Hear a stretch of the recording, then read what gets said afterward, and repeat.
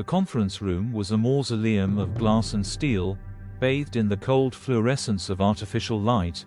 Outside, the city glimmered like a living circuit board, every building a pixel in Richard Langley's dominion. He sat alone at the head of the table, the skyline behind him sprawling like a kingdom, waiting for its king. On the table before him, the logo draft gleamed against the dark mahogany, simple, sleek, and painfully efficient. Roogle, it read, in letters that tilted forward as if chasing the future. The R loomed larger than the rest, a deliberate flourish he demanded, a signature woven into the DNA of his empire. Roogle, Richard whispered, letting the name roll off his tongue like a benediction. He liked the sound of it, sharp, clean, unmistakable. His lips curved into a smile that didn't reach his eyes.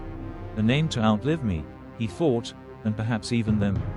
He pressed his fingertips together, a gesture that had become his hallmark in boardrooms and strategy sessions.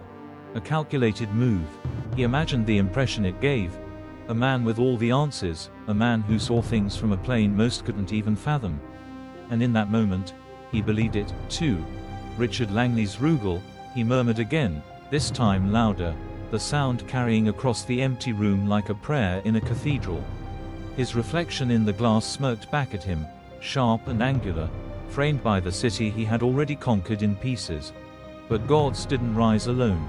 Richard glanced at the folder beside the logo. A clean white tab bore the label, I-Directive Initiative, Humanity 2.0.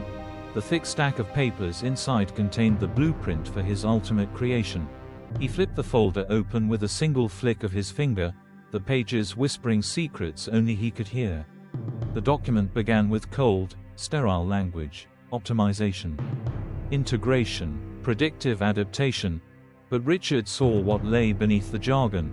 He saw a world sculpted to his vision, a society without chaos, without imperfection. He saw Roogle not as a company, but as the spine of a new civilization. Humanity needs a compass, Richard said to the empty room, his voice steady, reverent. And who better to guide him than me? A knock at the door interrupted the silence. Evelyn, his ever-efficient assistant, stepped inside with her clipboard tucked under her arm. Her expression, as always, was placid, professional. It annoyed him at times, her refusal to be awed by him.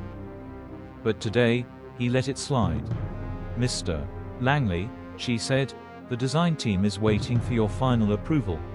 They've prepared some alternative names for the AI initiative, just in case. Forget the alternatives, Richard snapped, his tone as sharp as the lines on the logo. Roogle stays. It's perfect. Evelyn hesitated, her pen hovering over the clipboard. Understood. I'll let them know. Do more than that, he said, leaning forward, his pale blue eyes narrowing. Tell him to embed it into every aspect of the framework. I want the name in the code, in the branding, in the very bones of the architecture. Roogle isn't just a product. It's a legacy. She nodded, but he caught the flicker of discomfort in her eyes before she turned to leave. Good, he thought. Let her feel uneasy. She should.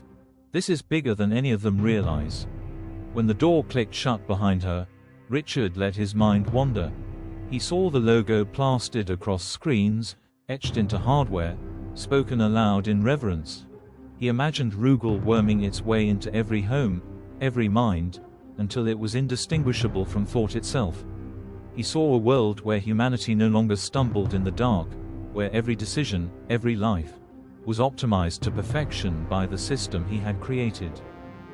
A world without chaos, without dissent, without mistakes. A world where his name, his R, would become the axis on which everything turned. He leaned back in his chair, the cold light glinting off the glass behind him. Outside, the city buzzed on, unaware that its course had just been set. Richard Langley sat there for a long time, smiling faintly at the logo in front of him. It was more than a name. It was a promise.